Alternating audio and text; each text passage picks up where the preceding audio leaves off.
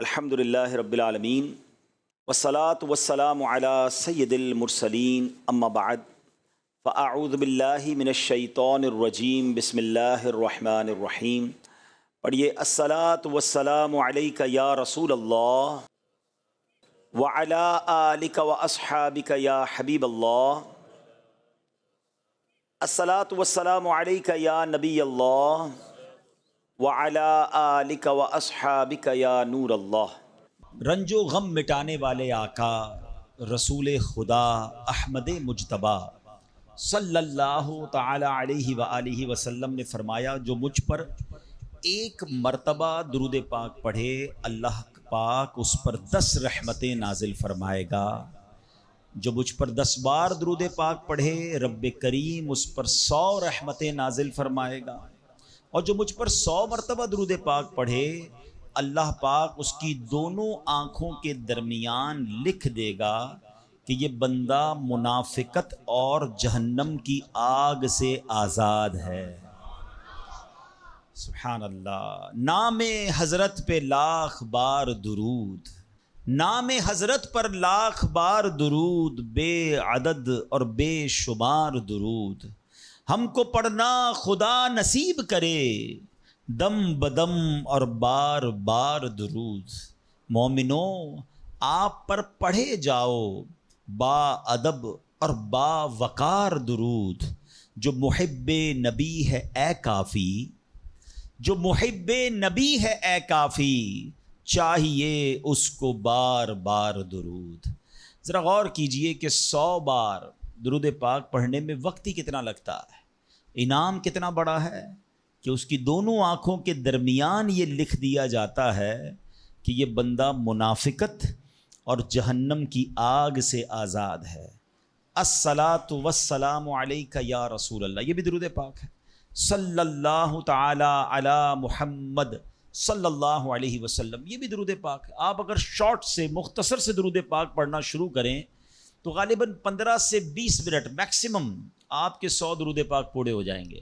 اور انعام اتنا بڑا، میں چوٹ کرنے کے لیے کہتا ہوں، اگر ہمیں یہ کہا جائے کہ جناب 100 بار جو درود پاک پڑھے گا اس کو 10,000 روپے ملیں گے، بندہ کہے یار 15 منٹ میں 10,000 روپے، 1000 بار درود پاک پڑھے گا تو 1,00,000 روپے ملیں گے. سبحان اللہ. اب دنیا کا اگر کوئی انعام اعلان کر دیا جائے تو سارے ہی لوگ اسے کرنے کے لیے تیار ہو جاتے ہیں. یہ آخرت کا کتنا بڑا انعام ہے. ہر درود پر 10 رحمتیں. آپ یقین کریں کروڑوں روپے خرچ کر کے بھی ایک رحمت نہیں خریدی جا سکتی. اللہ نہ چاہے جس پر رحمت، کون رحمت لے سکتا ہے؟ مگر درود پاک سبحان اللہ ہر درود پر رحمتیں برس رہی ہیں. اس وقت جو حالات چل رہے ہیں، معاملات چل رہے ہیں، ہم سب چاہتے ہیں ہماری بھی حفاظت رہے، ہمارے بچوں کی، ہمارے کاروبار کی، ہمارے گھر بار کی حفاظت رہے. ہم سفر پر جائیں تو خیر سے جائیں، واپس بھی خیر سے آئیں. تو سبحان اللہ مجھے بتائیے جس پر رحمت الہی برستی رہے تو اس کی کیسی حفاظت ہو جائے گی. تو گھر سے نکلے تو درود پڑھیں، سفر میں درود پڑھیں، بچوں کو کہیں کہ وہ گھر پہ درود پاک پڑھیں، تو انشاءاللہ یہ سارا رحمتوں کا حصار جو ہے ہمارے ارد گرد رہے گا.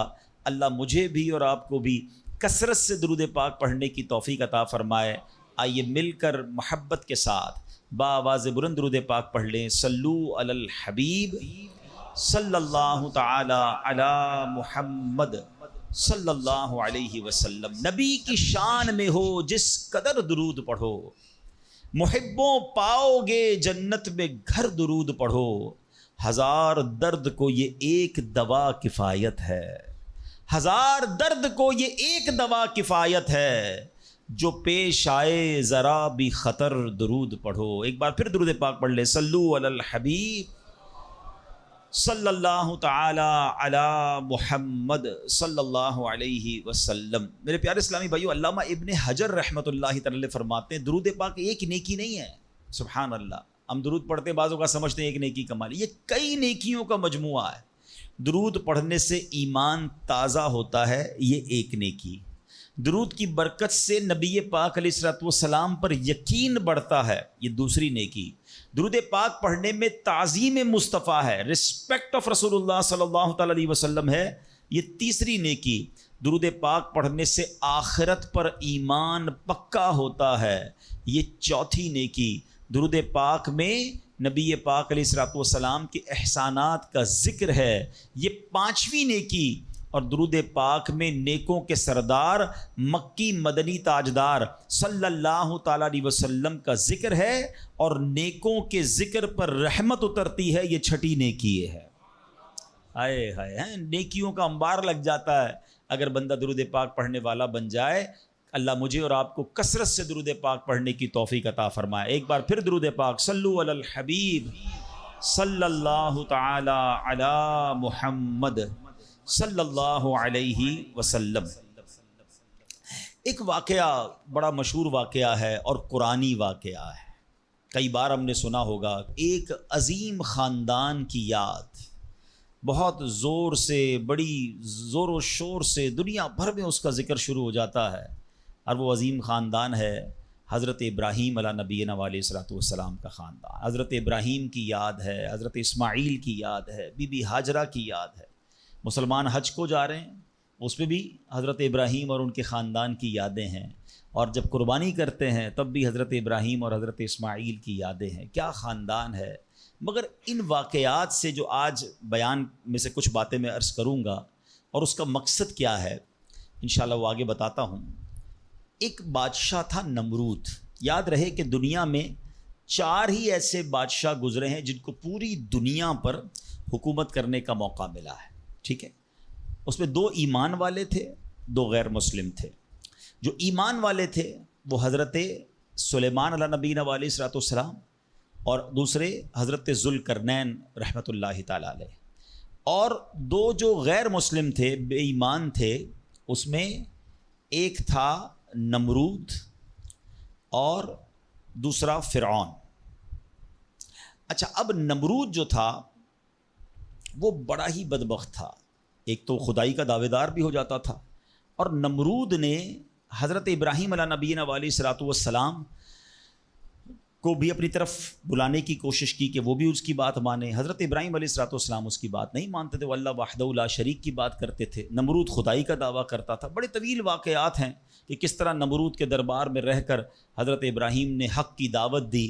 نمرود نے کہا کہ میں خدا ہوں، تو آپ نے فرمایا خدا تو وہ ہے جو زندہ کرتا ہے۔ تو نمرود نے کیا کیا، ایک بندہ جس کو سزائے موت سنا دی گئی تھی اس کو جیل سے نکال کے رہا کر دیا، کہا دیکھو میں نے بھی زندہ کر دیا، اس کی تو موت لکھی ہوئی تھی نا، سزائے موت ہو گئی تھی، میں نے اس کو فارغ کر دیا۔ آپ نے فرمایا اللہ تو وہ ہے جو موت دیتا ہے، تو اس نے ایک عام بندے کو پکڑا اور اس کو قتل کا حکم دے دیا، اس کو مار دیا، کہا کہ موت تو میں بھی دیتا ہوں۔ حضرت ابراہیم علیہ السلام نے کہا کہ میرا رب وہ ہے جو مشرق سے سورج کو نکال کر مغرب میں طلوع کرتا ہے، اگر تو خدا ہے تو مغرب سے نکال کر دکھا۔ اب اس کے پاس کوئی جواب نہیں تھا، یہ کیسے کر سکتا ہے کوئی؟ تو بہرحال کمال کا جذبہ تھا، کمال کا یقین تھا، اللہ وحدہ لا شریک پر ایسا یقین، سبحان اللہ۔ اب جب نمرود نے دیکھا کہ کوئی بات یہ ماننے کے لیے تیار نہیں ہے، تو ان بدبختوں نے یہ فیصلہ کیا کہ حضرت ابراہیم علیہ السلام کو آگ میں ڈال دیا جائے۔ اچھا، وہ کوئی نارمل آگ نہیں تھی، ایسی آگ نہیں تھی کہ لکڑیاں لگائیں اور جناب بندے کو ڈالنا ہے۔ ایک ایسی آگ تھی کہ جو اس وقت تک اتنی بڑی آگ لگائی نہیں گئی تھی، اور ایسی آگ تھی کہ کوئی پرندہ بھی اوپر سے گزرتا تھا تو وہ گزر نہیں پاتا، جل کے اس کے اندر کوئلہ بن جاتا تھا۔ اور حضرت ابراہیم علیہ الصلوۃ والسلام کو اس آگ میں پھینکا جانے لگا۔ دیکھیں آج بھی اگر کوئی جیل میں قید ہو نا، سزا سنا بھی دی گئی ہو، تو اس کو یقین ہوتا ہے کہ کوئی نہ کوئی راستہ نکل آئے گا، ضمانت ہو جائے گی۔ یہاں تک کہ سزائے موت کے قیدیوں کو بھی یقین ہوتا ہے کہ چلے کوئی نہ کوئی چانس ہوگا، کوئی سزا معاف ہو جائے گی، کوئی عمر قید میں تبدیلی ہو جائے گی۔ سنا ہے پاکستان کی جیلوں میں کئی سال سے لوگ ہیں سزائے موت کے قیدی ہیں، مگر ان کو سزائے موت نہیں ہو رہی، تو کوئی نہ کوئی یقین یا امید رہتی ہے۔ مگر حضرت ابراہیم علیہ السلام کو آگ میں پھینک دیا گیا، اپنی طرف سے اچھال دیا گیا۔ تو جبریل امین آئے اور آ کر کہا کہ اے ابراہیم کوئی حاجت ہے تو بتائیں۔ حضرت ابراہیم علیہ الصلوۃ والسلام کہتے ہیں مجھے تم سے کوئی حاجت نہیں ہے۔ کہا پھر جس سے حاجت ہے اس کو بتا دینا، اللہ رب العالمین کی بارگاہ میں تو عرض کریں۔ تو آپ نے کہا حسبی من سؤالی علمہ بحالی، اے جبرائیل میں کس حال میں ہوں میرا رب کریم جانتا ہے، اس کا جاننا میرے مانگنے سے بہتر ہے۔ اب یقین کا لیول تو دیکھے نا، اللہ دیکھ رہا ہے نا، میرے مانگنے سے بہتر یہ کہ وہ جانتا ہے، اس نے دیکھا ہے، اسے معلوم ہے مجھے آگ میں ڈالا جا رہا ہے، اگر وہ راضی تو میں بھی راضی۔ پنجابی شاعر کہتے ہیں نا جے سونا میرے دکھ وچ راضی، میں سخنو چلے پاوا ہوں، اگر میرا مالک میرے دکھ میں راضی ہے تو میں نے سکھ کو کیا کرنا ہے؟ یہ کیسا یقین تھا، مگر اس یقین کا نتیجہ کیا نکلا کہ قرآن میں رب فرماتا ہے یا نار کونی بردًا وسلاما علی ابراہیم. پھر آگ کو رب نے کیا حکم دیا؟ ذرا سمجھیے گا بات کو، اللہ کی قدرت کا کیسا نظارہ ہے اس واقعے میں. مجھے بتائیے آگ کا کام کیا ہے؟ آگ کا کام تو جلانا ہی ہے نا. عقل بھی کہتی ہے، سائنس بھی کہتی ہے، تجربہ بھی کہتا ہے جب بھی آگ ہے کوئی چیز ڈالو جلی جاتی ہے. مگر اسی آگ کو رب نے کیا حکم دیا؟ اے آگ ابراہیم پر ٹھنڈی اور سلامتی والی ہو جا. اللہ اکبر. حضرت ابراہیم کا ایمان ایسا تھا، یقین ایسا تھا کہ اتنی بڑی آگ جو ہے حضرت ابراہیم کے لیے گلزار بن جاتی ہے، باغ بن جاتی ہے. اچھا پھر ہوا کیا کہ نمرود جو ہے کچھ دنوں کے بعد، ایسا نہیں فوراً، کچھ دنوں تک آگ جلتی رہی، حضرت ابراہیم اس میں ڈالے جا چکے تھے. نمرود نے سوچا دیکھوں تو صحیح کہ ابراہیم کا حال کیا ہوا ہے. وہ اپنے محل کی چھت پر چڑھ گیا اور چھت پر چڑھنے کے بعد اس نے آگ کی طرف دیکھا. وہ حیران ہو گیا کہ حضرت ابراہیم اس اتنی بڑی آگ میں ایسے بیٹھے ہوئے ہیں جیسے بندہ باغ میں بیٹھا ہوتا ہے. بالکل اس آگ نے کوئی بال بھی بیکا نہیں کیا. حضرت ابراہیم چند منٹوں یا چند گھنٹوں میں نہیں رہے. تفاسیر میں لکھا کہ حضرت ابراہیم علیہ الصلوۃ والسلام اس آگ میں ایک روایت کے مطابق 7 دن اور ایک روایت کے مطابق 40 دن اس آگ میں رہے. مگر جب آپ باہر آتے ہیں تو آگ نے کوئی اثر آپ پر نہیں ڈالا. اللہ اکبر. اچھا پھر اس نے کیا کیا؟ نمرود نے یہ کیا کہ ہو سکتا ہے یہ آگ کی جو ہے نا یہ کیٹیگری ٹھیک نہیں ہے، یہ آگ جلانے والی آگ نہیں ہے. تو نمرود نے پریکٹیکل کرنے کے لیے ایک اور بندے کو اس آگ میں ڈال دیا. حضرت ابراہیم اس آگ میں موجود ہیں اور بڑے نارمل طریقے سے بیٹھے ہوئے ہیں، آگ جل رہی ہے. تو نمرود نے ایک اور شخص کو آگ میں ڈالا. جیسے ہی وہ بندے کو آگ میں ڈالا اس آگ نے اس بندے کو جلا کر راکھ کر دیا. یعنی اس آگ کا کام جلانا تھا، مگر میرا رب جس کے لیے چاہے وہ آگ گلزار بن سکتی ہے. اللہ اکبر. آپ علیہ الصلوۃ والسلام کا جب یہ معجزہ لوگوں نے دیکھا تو کئی لوگ کلمہ پڑھ کر مسلمان ہو گئے. مگر نمرود کے نصیب میں ایمان نہیں تھا. لیکن اس واقعے سے سیکھنے کو کیا ملا؟ یقین، بلیف، اللہ پر بھروسہ. اور اگر رب پر بھروسہ ہونا تو ایسے کام آج بھی اپنی آنکھوں سے ہم دیکھ سکتے ہیں. ہاں شاعر مشرق کہتے ہیں نا، اگر آج بھی ہو ابراہیم سا ایمان پیدا، دیر از اونلی ون کنڈیشن، ایمان وہ چاہیے، یقین وہ چاہیے. اگر آج بھی ہو کیسا ایمان؟ ابراہیم سا ایمان پیدا، آگ کر سکتی ہے انداز گلستاں پیدا. آج بھی غموں کی آگ باغ بنے گی، آج بھی آپ کی مشکلوں کی آگ باغ بنے گی. مگر پرابلم یہ کہ یہ بھروسہ کہاں ہے، وہ یقین کہاں ہے اللہ پر؟ ڈگمگا گئے ہم لوگ، ہمارے یقین اور بھروسے ہل گئے ہیں. اللہ اکبر. آئیے ایک اور واقعہ سنتے ہیں. حضرت ابو مسلم خولانی رحمۃ اللہ تعالیٰ علیہ، ان کو امت کا حکیم کہا جاتا تھا. بڑے کمال کی شخصیت اور بڑے عقل مند اور دانا تھے. آپ کے دور میں آپ یمن میں رہتے تھے اور آپ تابعی بزرگ ہیں. تابعی کس کو کہتے ہیں؟ جس نے کسی صحابی کو ایمان کی حالت میں دیکھا ہو اور اس کا خاتمہ بھی ایمان پر ہی ہوا ہو. تابعی، سبحان اللہ. وہ تابعی بزرگ تھے، یمن میں رہتے تھے. آپ کے دور میں ایک شخص تھا اسود انسی. اس بندے نے معاذ اللہ نبوت کا جھوٹا دعویٰ کر دیا اور ایک دن زبردستی آپ کو اپنے پاس بلایا اور پوچھا کہ کیا تم گواہی دیتے ہو کہ محمد صلی اللہ تعالیٰ علیہ وسلم اللہ کے رسول ہیں؟ کہا ہاں بالکل، میرے آقا علیہ الصلوۃ والسلام اللہ کے نبی ہیں، سچے نبی ہیں، وہ میرے آقا ہیں، میں ان پر ایمان رکھتا ہوں. تو پھر وہ کہتا ہے اچھا یہ گواہی دیتے ہو کہ میں بھی اللہ کا رسول ہوں؟ حضرت ابو مسلم خولانی کہتے ہیں کہ میں نے نہیں سنا تم کیا کہتے ہو، یعنی سنا ہی نہیں، اس کی بات سنی انسنی کر دی. اسود انسی کو بڑا غصہ آیا، اس نے فوراً حکم جاری کیا کہ بڑی اور خوفناک آگ جلائی جائے. آگ جلائی گئی. ابو مسلم رحمۃ اللہ تعالی کو اس دہکتی آگ میں ڈال دیا جائے، حکم دے دیا. آپ کا ایمان ٹس سے مس نہیں ہوا، آپ کھڑے رہے اور آپ کو اٹھا کر آگ میں ڈال دیا گیا. سبحان اللہ. جس رب نے حضرت ابراہیم کے لیے آگ کو ٹھنڈا کیا تھا نا، گلزار کیا تھا، ابو مسلم خولانی رحمۃ اللہ تعالی کے لیے بھی وہ آگ سلامتی والی ہو گئی. بالکل صحیح سلامت آگ سے باہر آ گئے. اسود انسی نے جب یہ دیکھا کہ یہ اتنی بڑی کرامت، اب یہ لوگوں کو پتہ چل جائے گا تو میری تو نبوت کا جو دعویٰ ہے وہ بیڑا غرق ہی ہو جائے گا. تو ان کو آزاد بھی کر دیا اور کہا کہ فوراً یہاں سے آپ چلے جائیں. تو آپ کو یمن سے نکال دیا. آپ یمن سے نکلے اور مدینہ منورہ حاضر ہو گئے. غلامی میں نہ کام آتی ہیں شمشیریں نہ تدبیریں، غلامی میں نہ کام آتی ہیں نہ شمشیریں نہ تدبیریں، جو ہو ذوق یقی پیدا تو کٹ جاتی ہیں زنجیریں، کوئی اندازہ کر سکتا ہے اس کے زور بازو کا، نگاہ مرد مومن سے بدل جاتی ہیں تقدیریں۔ بات یقین کی ہے، بات ایسے کس کو کہتے ہیں، ایمان کی ہے۔ آج تو پرابلم یہ ہے، آج ہمیں کوئی سوال کر دے ہم ٹینشن میں آ جاتے ہیں کہ واقعی اس بات کی دلیل کیا، اپنے ایمان کے بارے میں لوگ تذبذب کا شکار ہو جاتے ہیں۔ اللہ ایک ہے، اللہ واقعی موجود ہے، اللہ کہاں ہے، معاذ اللہ، ایسے ایسے سوال لوگ کر دیتے ہیں، اور چونکہ مطالعہ ہوتا نہیں ہے، علماء کی صحبت ہے نہیں۔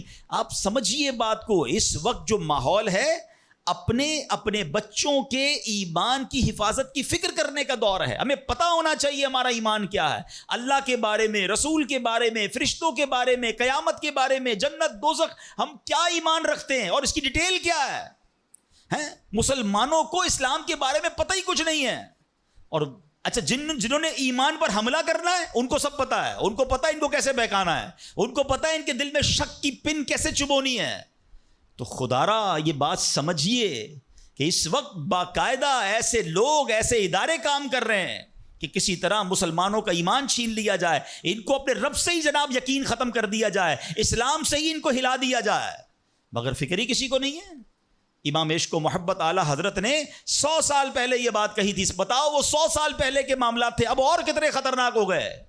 آپ نے لکھا تھا، سونا جنگل رات اندھیری، چھائی بدلی کالی ہے، سونے والو جاگتے رہیو چوروں کی رکھوالی ہے۔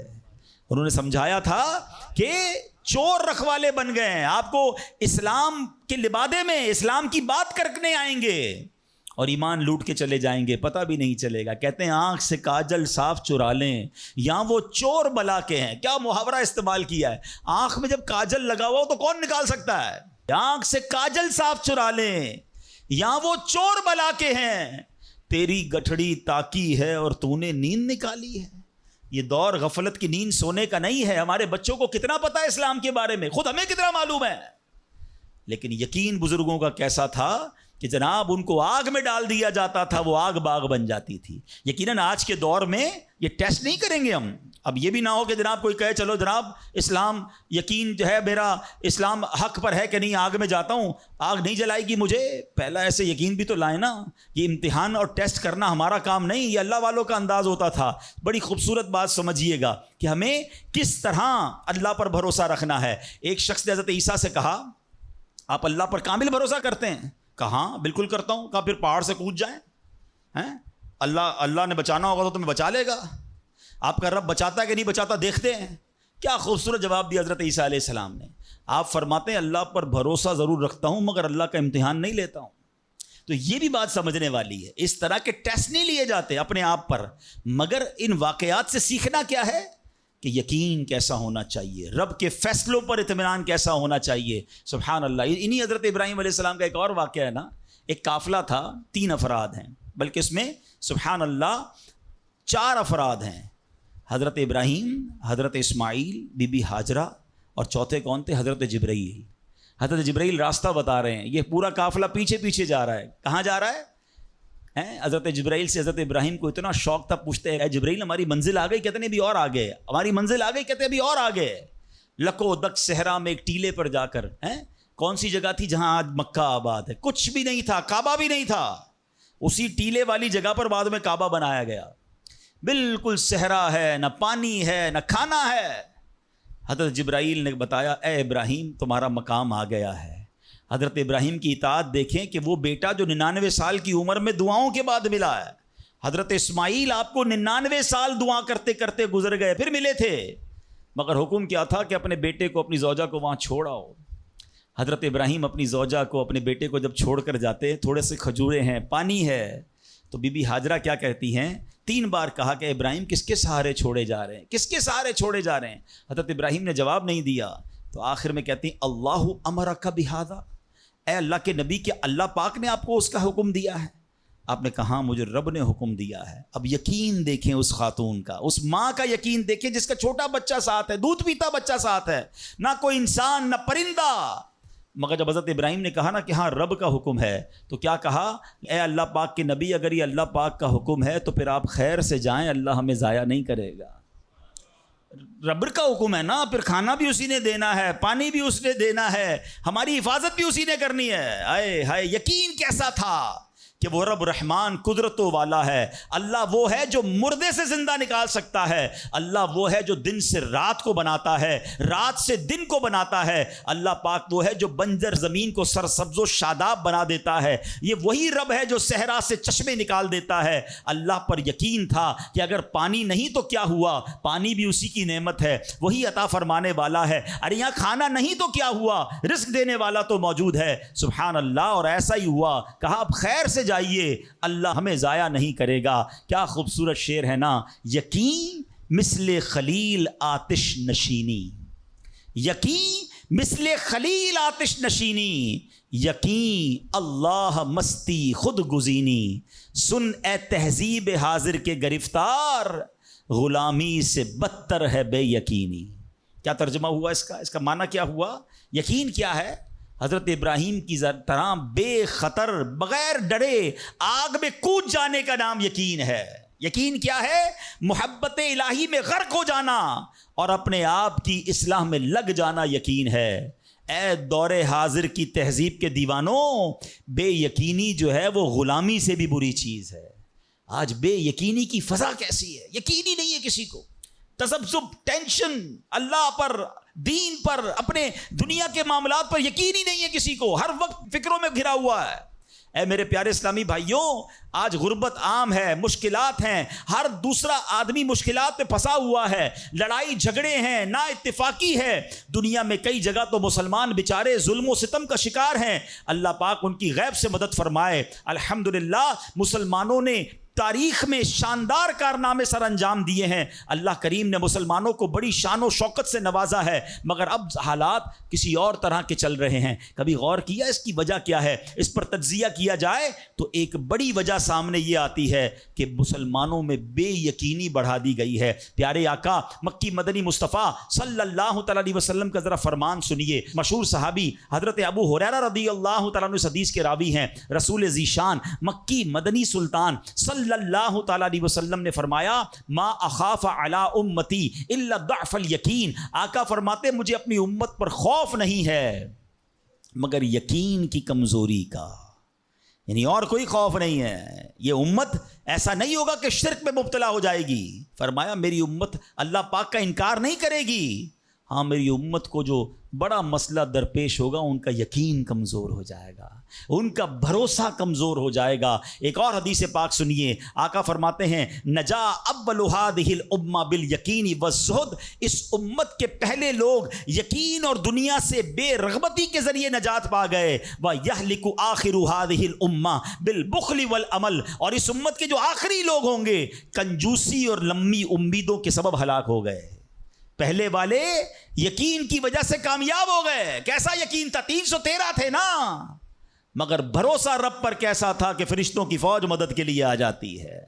اور بعد والے فرمایا کنجوسی ہوگی، لمبی امیدیں ہوں گی۔ کنجوسی کیوں ہوتی ہے؟ مال خرچ کروں گا ختم ہو جائے گا، یقین نہیں ہے نا، یہ پیسے چلے جائیں گے، زکوٰۃ نہیں دیتے لوگ، اللہ کی راہ میں خرچ نہیں کر رہے، لمبی امیدیں بنائیں، یقین نہیں ہے۔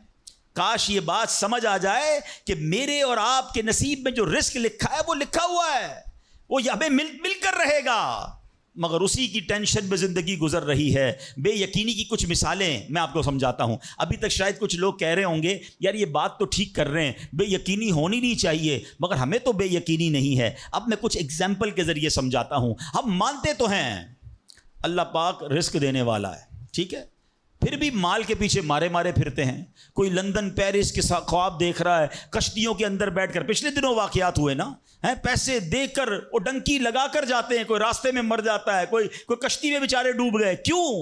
یقین نہیں ہے ادھر پیسے نہیں ملیں گے ادھر پیسے ملیں گے، کسی طرح ادھر چلا جاؤں یا مر جاؤں گا بھوکا۔ ذرا غور کیجئے، اے میرے پیارے اسلام بھائی، کو سود کا کام کرتا ہے، کیوں کرتا ہے سود کا کام؟ یقین نہیں ہے نا کہ حلال کماؤں گا تو پیچھے رہ جاؤں گا۔ ملاوٹ، رشوت، ڈاکہ، چوری، اگر ان تمام غلط کاموں کے پیچھے آپ دیکھیں تو یقین نہیں ہوتا کہ یار ملاوٹ نہیں کروں گا تو مال نہیں بکے گا، پیسے والا کیسے بنوں گا، غریب ہی رہ جاؤں گا، یقین ختم ہو گیا ہے۔ جس کی وجہ سے ہر دوسرے آدمی کو جناب غلط کام کرنا ہے. آگے چلیے. ہم مانتے ہیں نماز دنیا بھی سنوار دیتی ہے، آخرت بھی سنوار دیتی ہے، سنتے بھی ہیں بولتے بھی ہیں، مگر نماز پر دنیا کو ترجیح دیتے ہیں. یار نماز پڑھوں گا تو کاروبار پہ دکان پہ کون بیٹھے گا؟ ہیں نماز پتہ ہے آخرت اور دنیا سنوار دے گی، یقین نہیں ہے. اسی طرح ہم مانتے ہیں کہ مسلمان کی ترقی قرآن پر عمل کرنے میں ہے، مگر نہ قرآن خود پڑھتے ہیں نہ اپنے بچوں کو پڑھاتے ہیں. ہم مانتے ہیں کہ اللہ پاک دعائیں قبول فرماتا ہے، مگر بے یقینی ہے. اول تو دعا مانگتے نہیں ہیں، اور مانگتے ہیں تو یقین ہی نہیں ہوتا. اب یقین کریں، علماء نے لکھا ہے کہ جو بندہ بغیر یقین کے ساتھ دعا مانگتا ہے نا، اس کی دعا قبول ہی نہیں ہوتی ہے. یعنی مثال دیتا ہوں، آپ بیمار ہیں یا پریشان ہیں یا کوئی مشکل میں ہیں، دعا کرتے ہوئے یہ خیال آ رہا ہے یار مسئلہ حل ہونا تو نہیں ہے، چلو پھر بھی مانگ لیتے ہیں. علماء کہتے ہیں حل ہی نہیں ہونا ہے، تمہیں رب پر ہی بھروسہ نہیں ہے. اب مثال دیتا ہوں اس کو ایک بلا تمثیل. آپ کا کوئی ملازم ہے، اس کو پیسوں کی ضرورت ہے، اور وہ آپ کے پاس آ کے کہتا ہے صاحب 5,000 روپے کی ضرورت ہے، مجھے لگتا تو نہیں آپ دیں گے، چلیں پھر بھی آپ سے مانگ ہی لیتا ہوں. آپ بتائیں آپ اس کو پیسے دیں گے یا ڈانٹ دیں گے کہ جب تمہیں مجھ پر یقین ہی نہیں ہے تو آئے کیوں میرے پاس؟ مجھے لگتا تو نہیں آپ میری مدد کریں گے، چلیں پھر بھی آپ سے کہہ دیتا ہوں میری مدد. پہلے ہی آپ نے اس بندے کو ناراض کر دیا نا. ہم کہتے نہیں ہیں، مگر ہماری بے یقینی یہ کہہ رہی ہوتی ہے اور اللہ سے دعا کر رہے ہوتے ہیں کہ اللہ مجھے امید تو نہیں تو دے گا، پھر بھی میں مانگ رہا ہوں. توبہ توبہ توبہ. یقین پتہ ہے کیسے کام کرواتا ہے؟ ایک بڑا پیارا واقعہ ہے. ایک گاؤں میں بارش نہیں ہو رہی تھی اور لوگ پیاسے مر رہے تھے، کئی سال ہو گئے بارش نہیں ہو رہی تھی. آخر کار گاؤں والوں نے پلان کیا کہ سارے گاؤں والے جمع ہوتے ہیں اور مل کر دعا کرتے ہیں، نماز استسقاء، اور اس کا ایک پورا طریقہ ہے دعا کا. ایک قطرہ بارش کا نہیں پڑ رہا تھا، مویشی بھی پیاسے، لوگ بھی پیاسے، کنویں بھی سوکھ گئے تھے. اب جب گراؤنڈ میں لوگ جمع ہوئے نا تو ایک نوجوان ہاتھ میں چھتری لے کر آیا. لوگ اس کا مذاق اڑانے لگے، ارے اللہ کے بندے سالوں ہو گئے بارش نہیں ہوئی ہیں، تم چھتری لے کر آئے ہو؟ تو کہتا مانگنے کس سے آیا ہوں؟ اس رب نے بارش تو دینی ہے، واپسی کیا بھیگتا ہوا جاؤں گا؟ اور علماء کہتے ہیں جب دعا شروع ہوتی ہے تو اتنی بارش ہوتی ہے کہ پورا گاؤں بھیگتا جاتا ہے، وہ نوجوان چھتری کے سائے میں جا رہا ہے. فرمایا یہ اس نوجوان کا یقین تھا جس کی وجہ سے یہ بارش ہوئی ہے.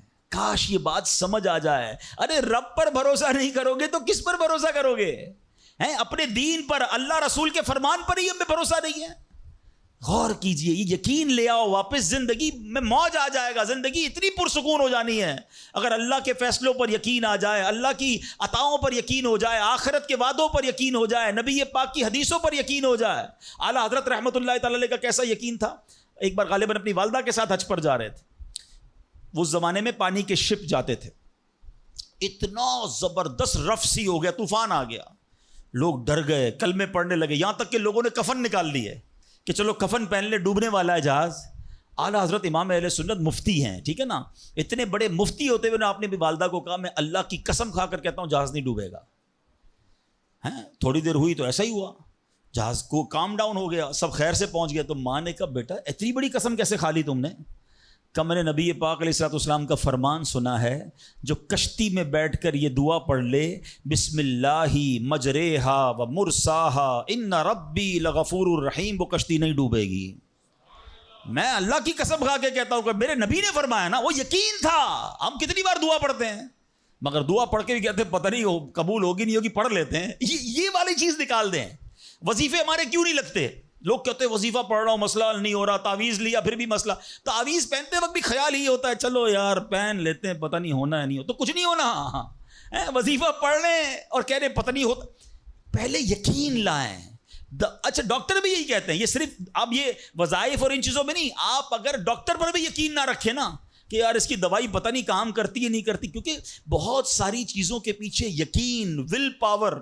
بڑا خوبصورت جملہ میں نے کتاب میں پڑھا تھا کہ جو لوگ کہتے ہیں یہ ہو جائے گا ان سے ہو جاتا ہے، جو لوگ کہتے ہیں یہ نہیں ہوگا ان سے نہیں ہوتا ہے.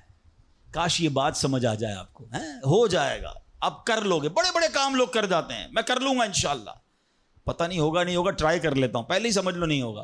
اندر حوصلہ تو لائیں نا، یقین تو لائیں. اگر رب پر ہی بھروسہ نہیں ہوگا تو ہم کدھر جائیں گے؟ اب ذرا سنیے گا، امیر اہل سنت ایک بڑا پیارا واقعہ اپنے رسالے میں لکھا کہ ایک ڈاکوؤں کا گروہ جو تھا ڈکیتی کے لیے ایک جگہ پہنچا. تو وہاں کھجور کے 3 درخت تھے. ایک درخت خشک تھا یعنی اس میں پھل نہیں لگے ہوئے تھے, دوسرا درخت پھلدار تھا. تو ڈاکوؤں کا سردار نے دیکھا کہ ایک چڑیا جو ہے وہ پھلدار درخت سے اڑتی ہے, خشک درخت پر جاتی ہے, واپس پھلدار درخت پہ آتی ہے, پھر خشک درخت پر جاتی ہے. تو اس نے کہا چکر لگائی جا رہی ہے, کوئی ماجرا ہے. تو اس نے غور سے دیکھا تو کیا دیکھا کہ وہ چڑیا جو ہے وہ پھلدار درخت سے جو ہے وہ کھجور لیتی ہے, اور جب خشک درخت پر جاتی ہے تو وہاں ایک اندھا سانپ منہ کھولے بیٹھا ہے. وہ چڑیا جا کر اس کے منہ میں کھجور ڈال کے آتی ہے, پھر دوبارہ جاتی ہے کھجور لا کر پھر اس سانپ کے منہ میں ڈالتی ہے. وہ جب ڈاکوؤں نے دیکھا تو وہ تو حیران ہو گیا, رونے لگ گیا کہ اے اللہ پاک, یہ وہ جانور ہے سانپ جس کو مارنے کا حکم تیرے پیارے حبیب علیہ الصلوۃ والسلام نے دیا ہے, کیونکہ یہ مسلمانوں کو تکلیف پہنچاتا ہے.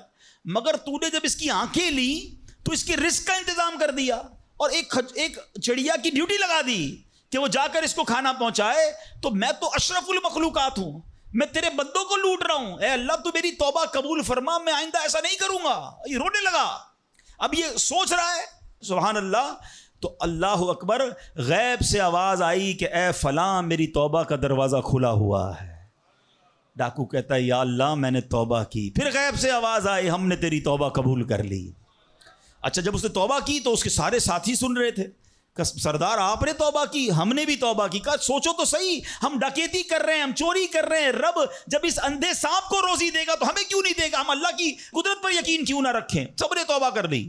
اب جب توبہ کر لی تو انہوں نے کہا کہ اب ایسا کرتے ہیں کہ حج کو چلتے ہیں. سارا قافلہ بنا کر ڈاکوؤں کا قافلہ توبہ کر کے چلا حج کرنے کو. جب مکہ پاک کے قریب پہنچے نا تو وہاں ایک نابینا بڑھیا تھی, وہ ہر قافلے والے سے اس ڈاکوؤں کے سردار کا نام لے کے پوچھتی تھی وہ بندہ آیا تو ڈاکوؤں کو جب قافلہ ہے تو کہا میں ہی تو وہ ہوں. تو کہا یہ میرے کپڑے تمہارے لیے ہیں. بولا آپ مجھے کپڑے کیوں دے رہی ہیں؟ کہا میرا ایک بیٹا تھا اور وہ بیٹا جو ہے اس کے کچھ دن پہلے, بڑا نیک بیٹا تھا میرا, کچھ دن پہلے اس بیٹے کا انتقال ہوا ہے, یہ اسی کے کپڑے ہیں. 3 دن سے مسلسل نبی پاک علیہ الصلوۃ والسلام میرے خواب میں تشریف لا رہے ہیں اور فرما رہے ہیں کہ اس نام کا بندہ آئے گا, اس کو یہ کپڑے دے دینا. ہائے ہائے, ذرا سوچو تو صحیح, جب رب توبہ قبول کرتا ہے تو مرتبے کیسے بڑھا دیتا ہے. کاش یہ بات سمجھ آ جائے. اللہ سے بندہ جب دوستی کر لیتا ہے نا, اللہ پچھلے گناہ معاف فرما دیتا ہے, بلکہ اللہ راضی ہو جائے تو گناہوں کو نیکیوں میں بدل دیتا ہے. مگر کیسے اس ڈاکو کو توبہ نصیب ہوئی؟ یقین. کاش حرام کمانے والا, سود کا کام کرنے والا, کاش رشوت لینے والا, ڈاکہ ڈالنے والا, چوری کرنے والا یہ سوچے کہ میں کیوں کر رہا ہوں, ملاوٹ کرنے والا سوچے. اللہ پر بھروسہ تو رکھو یار, رب نے میرا نصیب لکھا ہوا, جو میرے نصیب میں مجھے مل کر رہے گا. کاش یہ بات سمجھ آ جائے. صدیق اکبر رضی اللہ تعالیٰ عنہ مسلمانوں کے پہلے خلیفہ, جب آپ نے یہ آیت پڑھی نا قرآن پاک میں, اللہ ارشاد فرماتا ہے وما من دابۃ فی الارض الا علی اللہ رزقها. اللہ فرماتا ہے اور زمین پر چلنے والا کوئی جاندار ایسا نہیں جس کا رزق اللہ کے ذمہ کرم پر نہ ہو. آپ فرماتے ہیں کہ جب سے میں نے یہ آیت پڑھ لی, خدا کی قسم میں نے روزی کی فکر کرنا چھوڑ دی ہے. کہ جب اللہ نے ہر کسی کا رزق اپنے ذمے پہ لے لیا تو مجھے کس بات کی ٹینشن ہے. کاش ہمیں یہ بات سمجھ آ جائے کہ ہمیں اب ذرا غور کریں. ابھی یہ اجتماع ختم ہوگا, اگر میں آپ سب کو کہوں کہ بتائیں آپ کے لیے کیا دعا کروانی ہے, تو تقریباً 70-80% لوگوں نے پتہ کیا کہنا ہے, حضور روزی میں برکت کی دعا کر دیں, کاروبار میں برکت کی دعا کر دیں, نوکری نہیں لگ رہی اس کی دعا کر دیں. میں نہیں کہتا یہ دعا نہیں کرنی چاہیے, اللہ سے نہیں مانگیں گے تو کس سے مانگیں گے؟ لیکن کوئی تو کہے کہ میری ایمان پر موت کے لیے دعا کر دیں, میری قبر جنت کا باغ بن جائے اس کے لیے دعا کر دیں, میں آخرت میں جاؤں تو اللہ مجھ سے راضی ہو جائے اس کے لیے دعا کر دیں. فرق دیکھیں, میری اور آپ کی ٹینشن کیا ہے؟ دنیا, روزی, مال. حالانکہ اس کا وعدہ ہے, دانے دانے پر لکھا ہے کھانے والے کا نام, مجھے مل کر رہے گا. مگر اللہ نے مغفرت کا وعدہ نہیں کیا ہے. اس کی دعا کہاں ہے؟ اس کی ٹینشن کیوں نہیں ہے؟ ایسے کئی لوگ مجھے بھی ملے, آپ کو بھی ملے ہوں گے, یار رات کو نیند نہیں آ رہی, کیوں؟ بس یار کاروبار کی ٹینشن بہت ہے. کبھی زندگی میں ایک رات میری اور آپ کی ایسی گزری کہ اس ٹینشن میں نیند نہ آئی ہو کہ قبر میں جاؤں گا تو قبر جنت کا باغ بنے گی یا دوزخ کا گھڑا بنے گی؟ کلمے والی موت ملے گی کہ نہیں؟ جنت میں جاؤں گا یا دوزخ میں جاؤں گا؟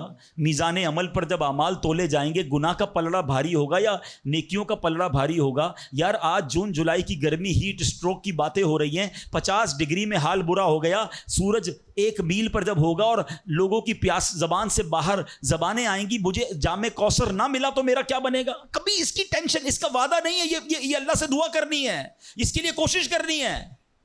ساری زندگی ایک ہی ٹینشن، چھوٹا گھر ہے تو بڑا کرنا ہے، کاروبار کو وسیع کرنا ہے، اور آمدنی، اور میں نہیں کہتا دعا نہ کریں، کوشش نہ کریں، خدا نہ خواستہ اس کا کوئی یہ مطلب نہ لے کہ چلو بھائی اب تو اللہ نے اپنے ذمہ کرم پر لے لیا تو اب کوئی کام کاج نہیں کرنا۔ نہیں، دنیا عالم اسباب ہے، اسباب کا کشکول لے کر بارگاہ الہی میں جانا ہے اور توکل والے انداز میں دعا کرنی ہے، تو اپنی رحمت کے سمندر سے ہمارے اسباب کے کشکول میں وہ ہماری روزی عطا فرمائے گا۔ اسباب اختیار ضرور کرنے، مگر اسی فکر میں زندگی تو برباد نہ کر دینا کہ سارا صبح سے لے کر شام تک ایک ہی ٹینشن۔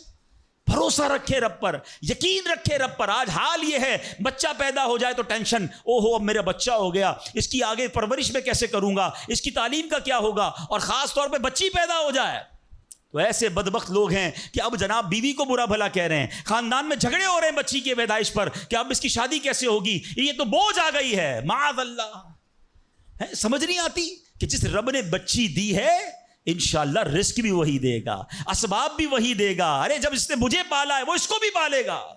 کیا خوبصورت بات علماء نے لکھی، جو رب ہاتھی کو من اور چونٹی کو کن دے سکتا ہے وہ مجھے بھی میرا رزق عطا فرمائے گا۔ آپ ذرا سوچے تو صحیح، کس کس کو رزق دیتا ہے؟ حدیث پاک کا مضمون ہے تم اللہ پر بھروسہ کرو، جیسا بھروسہ کرنے کا حق ہے وہ تمہیں ایسے روزی دے گا جیسے پرندوں کو روزی دیتا ہے۔ پرندوں کو سمجھتے کتنی کیسے روزی ملتی ہے؟ کبھی گھونسلے دیکھیں پرندوں کے؟ اچھا پہلے تو یہی نہیں پتا، کراچی والوں کو تو پرندے دیکھنے کو نہیں ملتے، ہم نے درخت کاٹ کے پورا شہری کنکریٹ کا جنگل بنا دیا۔ ورنہ یہ پوچھے بزرگوں سے، ہم بھی چھوٹے تھے تتلیاں بھی دکھتی تھیں، صبح مدرسے اسکول جاتے تھے تو کوئل کی آواز بھی آتی تھی، اب تو کراچی والوں کے ہارن کی آواز آتی ہے ہم کو۔ اب تو یہ پرندے بھی چلے گئے، کہاں چلے گئے؟ ہم نے درخت کاٹے، ہمیں اندازہ ہی نہیں کہ درخت ہے کیا۔ آج گاڑی پارک کرنے کے لیے ہر بندہ درخت کا سایہ ڈھونڈ رہا ہے مگر درخت لگاتا نہیں ہے۔ کاش یہ بات سمجھ آ جائے کہ جتنے درخت لگتے جائیں گے شہر یا ملک خوشگوار بھی ہوگا، موسم بھی کول ڈاؤن ہو جائے گا۔ یہ جو آج ہم کہتے ہیں نا اتنی گرمی بڑھتی جا رہی ہے، اس کی ایک بڑی وجہ یہ ہے، یہ میرا موضوع نہیں ہے، لیکن جو موسم کا تغیرات، کلائمیٹ ڈس آرڈر ہے، کاش یہ بات سمجھ آئے کہ پلانٹیشن نہیں ہم کر رہے، ہم پودے نہیں لگاتے بلکہ پودے کاٹ دیتے ہیں۔ کتنے درخت کاٹے، کتنے جنگل ختم کر دیے ہم نے۔ الحمدللہ دعوت اسلامی کا شعبہ FGRF، ہم پلانٹیشن ہم کرتے چلے جا رہے ہیں، 30 لاکھ پودے لگائے مگر یہ تھوڑے ہیں۔ کاش میری یہ بات لوگ سن رہے ہوں کہ اگر آپ نے اپنے آنے والی نسلوں کو خوشگوار موسم دینا ہے، اچھے حالات دینے ہیں، ٹھنڈی چھاؤں دینی ہے، آکسیجن کی فیکٹریاں دینی ہیں، تو ہم سب کو کم از کم ایک پودا لگانا چاہیے۔ 24 کروڑ پاکستانی سب صرف ایک پودا لگائیں اور اس پودے کو درخت بنائیں، صرف پودے کو بچے کی طرح پالیں۔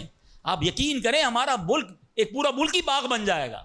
تو اب ذرا سوچیں کہ ہمیں یہ بات سمجھنی ہے کہ یہ گھونسلے، یہ جو حدیث میں سنا رہا تھا بات کہاں سے چلی کہ اللہ پرندوں کو کیسے رزق دیتا ہے۔ آپ کو پتہ پرندے کتنے؟ ایک تحقیق کے مطابق اس دنیا میں جتنے انسان ہوتے ہیں نا، ملٹی پلائی بائی 10 جانور ہوتے ہیں۔ اگر 800 کروڑ انسان ہیں، 8 ارب کے قریب آبادی ہو گئی دنیا کی، 800 کروڑ، 8 ارب، تو آپ سمجھو کہ 80 ارب جانور ہیں دنیا میں، اور کہا جاتا ہے ملٹی پلائی بائی 10 کریں اس کو تو اتنے پرندے ہوتے ہیں، یعنی اس کا مطلب 800 ارب کم و بیش پرندے ہیں دنیا میں۔ آپ نے پرندوں کے گھونسلے دیکھے کبھی؟ یہ جب گھر سے صبح اڑتے ہیں نا اپنے گھونسلے سے، سب کے پیٹ خالی ہوتے ہیں، گھونسلے میں کوئی کبڈ نہیں ہوتی ہے، کوئی شام کا دوسرے دن کا چارہ نہیں ہوتا ہے، بچے چھوٹے چھوٹے چھوڑ کر جاتے ہیں، مگر یہ 800 ارب پرندے جب شام کو گھونسلے میں آتے ہیں اللہ سب کو رزق دے چکا ہوتا ہے۔ کوئی پرندہ دنیا میں بھوکا نہیں سوتا۔ کیا خوبصورت بات، سمجھو اس کا مزہ لو نا۔ رب ہاتھی کو من دیتا ہے، اس کو ہاتھی کو کتنا کھانا چاہیے؟ دنیا میں کتنے ہاتھی ہوں گے، اس کو روز کے منو کھانا مل جاتا ہے، اور چونٹی کو کن چاہیے ہوتا ہے چھوٹا سا، وہ رب اس کو کن بھی دے دیتا ہے، پرندوں کو روزی دے دیتا ہے۔ اور جو اشرف المخلوقات ہیں وہ ٹینشن کھا رہے ہیں، وہ کبھی بلڈ پریشر کی گولی، تو کبھی شوگر کی گولی، کبھی ڈاکٹر کے پاس، ٹینشن بہت ہے ڈاکٹر صاحب 2 سال بعد کیا ہوگا، مارکیٹ ڈاؤن۔ ارے بھائی تب سب چیزوں کا وعدہ ہے اور تم اس ٹینشن میں رہ گئے۔ ارے یہ کوشش کرنی تھی تو آخرت کی کرنی تھی، اللہ کو راضی کرنے کی کرنی تھی. لیکن ان تمام باتوں کے باوجود جیسے میں نے کہا نا کہ چھوڑنا نہیں ہے کام کاج. کچھ بے وقوف لوگ یہ سمجھ رہے ہوتے ہیں ایسا نہیں ہوگا. بڑی خوبصورت ایک بات اور کر دوں کہ اللہ پر بھروسہ کیسا کرنا ہے. ایک صوفی بزرگ شیخ سعدی لکھتے ہیں کہ ایک شخص تھا گھر سے محنت مزدوری کے لیے کام کاج کے لیے نکلا. اس نے دیکھا کہ ایک لومڑی ہے، اندھی ہے، اپاہج ہے، نہ دیکھ سکتی ہے نہ چل سکتی ہے. وہ حیران ہو گیا، ہاتھ پیر بھی نہیں، آنکھیں بھی نہیں، یہ لومڑی کھاتی کہاں سے ہے؟ چیک کرتا ہوں. تھوڑی دیر بیٹھا تو ایک شیر آیا. شیر نے کہیں سے شکار کیا تھا، وہ اپنا شکار لومڑی کے آگے ڈال دیا. اندھی لومڑی، اس نے جو کھانا تھا کھایا، باقی شیر لے کے چلا گیا. اس نے کہا کمال ہے جناب، اپاہج لومڑی کو رب رزق دیتا ہے تو مجھے کیا ضرورت ہے نوکری کرنے کی، مجھے کیا ضرورت ہے کام کاج کرنے کی. جا کے بیٹھ گیا مسجد میں. 3 دن ذکر کرتا رہا، عبادت کرتا رہا، ایک دانہ کھانے کو نہیں ملا. اللہ اللہ اللہ اللہ کر رہا ہے. اس کے بعد جب بھوک سے بحال ہو گیا تو اللہ سے فریاد کی، یا اللہ مجھے کوئی رزق نہیں ملا. کیا شاندار ارشاد ہوتا ہے. ابھی کیسا زبردست جملہ ہے. ارشاد ہوا تو نے لومڑی دیکھی ہے، شیر نہیں دیکھا. لومڑی کیوں بننا ہے؟ شیر بننا، اپنا رزق بھی کما اور دوسرے کو کھلانے والا بن جا. کچھ لوگ سمجھتے مجھے کوئی اور کھلائے، میرا بھائی کما رہا ہے میں گھر میں بیٹھا مزے کرتا رہا ہوں. نہیں، فرمایا ایک بلکہ واقعہ آتا ہے، ایک بزرگ کے بارے میں آتا ہے. ایک شخص گیا، کہا میں نمازیں پڑھ رہا ہوں، عبادت کرتا ہوں، میرا بھائی مجھے سپورٹ کرتا ہے، وہ روزی کماتا ہے. فرمایا تیرا بھائی تجھ سے زیادہ افضل ہے. اللہ کو یہ پسند ہے کہ بندہ اپنے ہاتھ سے کمائے، کسی پہ ڈیپینڈیبل نہ رہے، کسی پر بوجھ نہ رہے. یہ شریعت کو محمود ہے. کوشش کرنی ہے، پھر اس کے بعد اللہ پر چھوڑ دینا ہے. کوشش سے انکار نہیں ہے، مگر صرف کوشش کرتے کرتے نمازیں بھی جا رہی ہیں، بھروسہ بھی رب پہ جا رہا ہے، یقین بھی ختم ہو رہا ہے، صبح سے شام مال کما رہا ہے، یہ پسندیدہ نہیں ہے. تو ان دونوں چیزوں میں فرق کرنا ہے اور اللہ پر یقین رکھنا ہے. پھر دیکھیں انشاءاللہ کیسے دنیا اور آخرت کی برکتیں ملتی ہیں. تو بہرحال میرے پیارے اسلامی بھائیوں، کاش یقین مل جائے تو پھر دیکھیں یقین کیسے کام بناتا ہے. امام حسن بصری نے ایک حدیث پاک بیان کی. آپ فرماتے ہیں، حدیث سنیے گا. پیارے آقا علیہ الصلوۃ والسلام فرماتے ہیں، لوگوں کو اس دنیا میں سب سے بہترین چیز یقین اور عافیت عطا کی گئی ہے. لہٰذا اللہ پاک سے ان دونوں چیزوں کو سوال کیا کرو. اللہ سے یقین مانگے اور اللہ سے عافیت مانگے. امام حسن بصری جب حدیث پاک بیان کی نا تو فرمایا، رسول اکرم علیہ الصلوۃ والسلام نے سچ فرمایا، یقین ہی کی برکت سے جنت ملتی ہے، یقین ہی کی برکت سے آدمی جہنم سے دور بھاگتا ہے، یقین ہی کی برکت سے فرائض پورے ادا کرتا ہے، یقین ہی کی برکت سے آدمی ایمان پر ثابت قدم رہتا ہے، اور عافیت میں بڑی بھلائی رکھ دی گئی ہے. اے کاش ہمیں یقین ملے، ہمیں عافیت ملے. حدیث پاک میں آتا ہے، حدیث قدسی ہے. اللہ پر کیسا بھروسہ رکھنا ہے؟ انا عند ظن عبدی بی، میں اپنے بندے کے گمان کے نزدیک ہوتا ہوں جو مجھ سے رکھے. مفتی احمد یار خان نعیمی اس حدیث پاک کے تحت فرماتے ہیں، یہاں عبد سے مراد بندہ مومن ہے، یعنی بندہ میرے بارے میں جیسا یقین رکھے گا میں ویسا ہی اس کے ساتھ معاملہ کروں گا. بس یہ سمجھ لو آج بات، میرا اللہ بہتر فرمائے گا، رب میرے لیے بہترین فیصلہ کرے گا. وہ مجھے پالنے والا ہے، میری ماں سے زیادہ چاہنے والا. یقین تو کرو نا اس پر. لوگوں کو اللہ پر ہی یقین نہیں رہا ہے، میرا تو کام ہی خراب ہو جاتا ہے، اللہ معاذ اللہ. اب اس پہ کفریہ کلمات بھی کہہ دیتے ہیں، میرا تو جناب مسئلہ ہی حل نہیں ہوتا، میری دعا تو رب سنتا ہی نہیں ہے، میری مشکل آسان وہ کرتا ہی نہیں ہے. تم کھڑے نہیں ہو سکو گے. تم اللہ سے بدگمان نہ رہنا. اللہ کرے کہ انسان یہ سمجھ جائے کہ مجھے رب پر اچھا گمان رکھنا ہے. شاعر کہتے ہیں نا، جو سوچتا ہوں وہی بات ہونے لگتی ہے. پوچھو پازیٹیو لوگوں سے، ان کے ساتھ پازیٹیو جب سوچتے ہیں پازیٹیو ہونے لگتا ہے. جو سوچتا ہوں وہی بات ہونے لگتی ہے، جڑا ہوا ہے زمانہ میرے گمان کے ساتھ. اچھا سوچو گے تمہیں اچھا ملے گا. اب غور فرمائیے، جب یہ ذہنی بندہ بنا لے یار سچ سے کاروبار نہیں چلتا، تو پھر آپ کو برکت کاروبار میں کیسے ملے گی؟ پہلے ہی آپ نے یقین کر لیا ہے. جب یہ ذہن بنا لے کہ نماز کے لیے وقت نکالا تو کام میں نقصان ہو جائے گا، تو پھر کام میں ترقی بھی نہیں ملے گی. اب ذہن بنا لیا کہ ترقی کے لیے صرف دنیا کی ڈگریاں کمانی ہیں، تو پھر قرآن کریم کی برکات کہاں سے نصیب ہوں گی؟ جب یہ ذہن بنا لیا کہ آج نیکی کا دور ہی نہیں ہے، کچھ لوگوں کا ذہن بن گیا ہے بھائی جناب کوئی نیکی کا دور نہیں ہے، تو پھر نیکی کی برکت بھی نہیں ملے گی. ذہن پازیٹیو رکھیں، ذہن اچھا رکھیں، انشاءاللہ آپ دیکھیں آپ کے ساتھ اچھا ہونا شروع ہو جائے گا۔ میرے پاس وقت کم ہے، ورنہ اس پر تو پوری ریسرچ موجود ہے۔ آپ پازیٹیو سوچتے ہیں تو پازیٹیو انرجیز آپ کی طرف متوجہ ہو جاتی ہیں۔ اب تو سائنس بھی کہتی ہے نیگیٹو سوچتے ہیں تو نیگیٹو انرجیز آپ کی طرف متوجہ ہوتی ہیں، آپ ڈی مورلائز ہونا شروع ہو جاتے ہیں، آپ کے حوصلے ٹوٹنا شروع ہو جاتے ہیں۔ اور جس کو ول پاور کہا جاتا ہے، جس کو اچھا سوچنا کہا جاتا ہے، اگر بندہ یہ کرنا شروع کر دے پھر دیکھیں اس کے کام کیسے بن جاتے ہیں۔ تو اللہ کرے کہ اب یہ بات سمجھ آ جائے کہ ہمیں اپنے رب سے انشاءاللہ یقین حاصل کرنا ہے۔ حضرت خالد بن معدان رحمۃ اللہ تعالی علیہ فرماتے ہیں تعلموا الیقین کما تعلموا القرآن، یعنی یقین کو بھی ایسے ہی سیکھا کرو جیسے قرآن سیکھتے ہو۔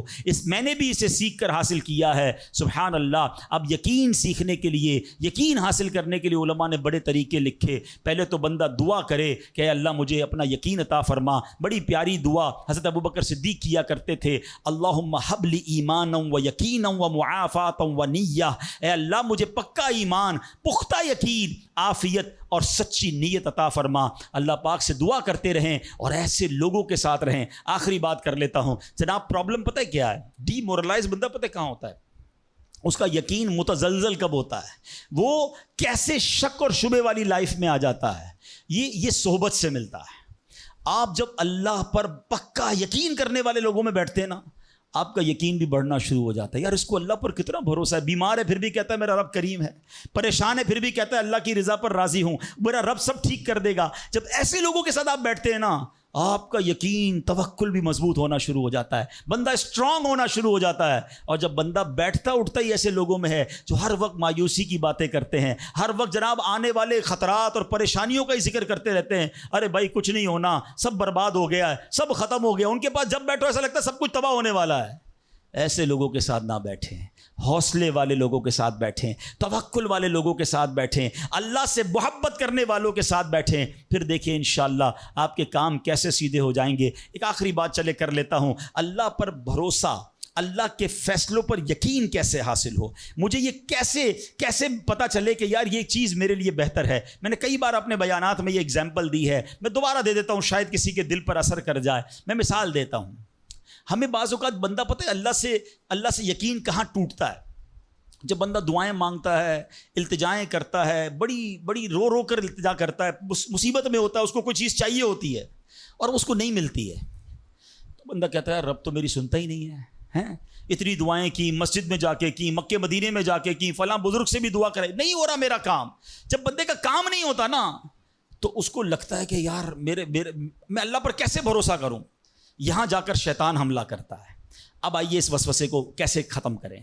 آپ میں سے کئی ایسے مجھے نظر آ رہے ہیں جو والد ہوں گے یا بڑے بھائی ہوں گے، آپ کا کوئی چھوٹا بیٹا یا چھوٹا بھائی ہو اور بیمار ہو جائے، اس کو بخار ہو جائے، گلا خراب ہو جائے اور وہ رونے لگے کہ ابو میں نے آئس کریم کھانی ہے، میں نے ٹھنڈا شربت پینا ہے۔ اچھا بتائیے آپ اسے ٹھنڈا شربت پلائیں گے؟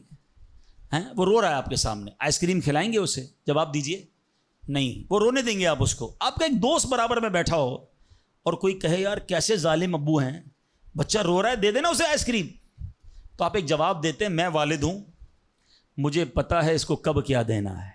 ایسا ہی ہے نا؟ اب ذرا دل پر ہاتھ رکھ کے میرا جملہ سننا، تم والد ہو، تمہیں پتا ہے بیٹے کو کب کیا دینا ہے، میرے مالک کو نہیں پتا مجھے کب کیا دینا ہے۔ میں رو رہا ہوں، میں گر گڑا رہا ہوں، میں تڑپ رہا ہوں، وہ نہیں دے رہا، ارے یہی بہتر تھا۔ ہو سکتا ہے کہ میں جو مانگ رہا ہوں مجھے مل جاتا تو وہ میرے لیے اور برا ہوتا۔ علماء کہتے ہیں کسی کا امیر ہونا اس کے لیے اچھا ہے، کیونکہ وہ غریب ہوگا تو وہ ایمان سے متزلزل ہو جائے گا۔ کسی کا غریب ہونا اس کے لیے اچھا ہے، کیونکہ اگر اسے مال دے دیا جائے گا تو اس کا ایمان چلا جائے گا، وہ غلط کاموں میں پڑ جائے گا۔ کسی کو اولاد دینا اس کے لیے اچھا ہے اور کسی کو بے اولاد رکھنا اس کے لیے اچھا ہے۔ ہو سکتا ہے بیٹا ایسا ہونے والا ہو جو بڑا ہو کے باپ کو ہی مار کے گھر سے نکال دے۔ کیا ہم نے نہیں دیکھے ایسے واقعات؟ ایسی اولاد نہیں دیکھی جو ماں باپ کو قتل کر دیتی دیتی ہے. لوگ کہتے ہیں اس سے بہتر تو بچہ ہی نہ ہوتا. ارے رب بہتر جانتا ہے مجھے کیوں بیٹا نہیں مل رہا, مجھے کیوں بیٹی نہیں مل رہی, مجھے کیوں اولاد نہیں ہو رہی, مجھے کیوں مال نہیں مل رہا, میں اب تک گھر کیوں نہیں لے سکا. ہو سکتا ہے میرے رب نے اس کے بدلے میرے لیے بہت ساری نعمتیں رکھی ہوں. کاش یہ بات سمجھ آ جائے. مجھے ایک بات بتاؤ نا, میری ماں, آپ کی ماں, دنیا میں سب سے زیادہ ہم سے پیار کون کرتا ہے؟ ہماری ماں کرتی ہے. کبھی ماں ہمارے لیے غلط فیصلہ کر سکتی ہے؟ نہیں کر سکتی. ارے جو ماں میرا اچھا سوچتی ہے, اس ماں کے دل میں جس نے ممتا ڈالی ہے, جو کروڑوں ماؤں سے زیادہ مجھے چاہنے والا ہے, وہ میرے بارے میں کیوں نہ اچھا فیصلہ فرمائے گا. کاش یہ یقین آ جائے کہ جو رب نے کیا ہے وہی بہتر کیا ہے. سبحان اللہ. زندگی کا ایک اصول بنا لو, میرا کام, جب آپ کا کام ہو جائے نا تب بھی کہو اللہ کا شکر ہے, اور جب کام نہ ہو کہو جب بھی اللہ کا شکر ہے. میرے لیے یہی بہتر ہوگا. آپ مزے میں آ جاؤ گے.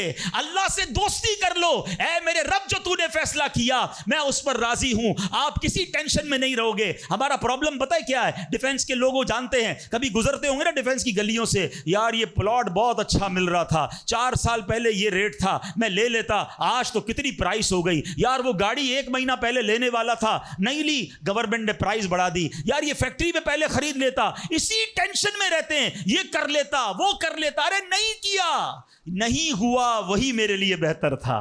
جو رب نے دیا وہی میرے لیے بہتر ہے. خدا کی قسم, جس دن اللہ پر بھروسہ سیکھ لیا, رب سے دوستی کر لی, رب کے فیصلوں پر اطمینان تمہیں حاصل ہو گیا, زندگی کے بہت سارے غم ختم ہو جائیں گے. جو بھی ہوگا وہ رب کی طرف سے ہے. ارے جب حضرت ابراہیم آگ میں ڈالے جا رہے ہیں, جبریل امین آ کے پوچھتے, بتاؤ اے ابراہیم تمہاری کوئی مدد کر سکتا ہوں, کوئی حاجت ہے؟ فرماتے مجھے کوئی حاجت نہیں. کہا اللہ سے تو کہہ دو کہ رب دیکھ رہا ہے, اس کا دیکھنا میرے مانگنے سے بہتر ہے.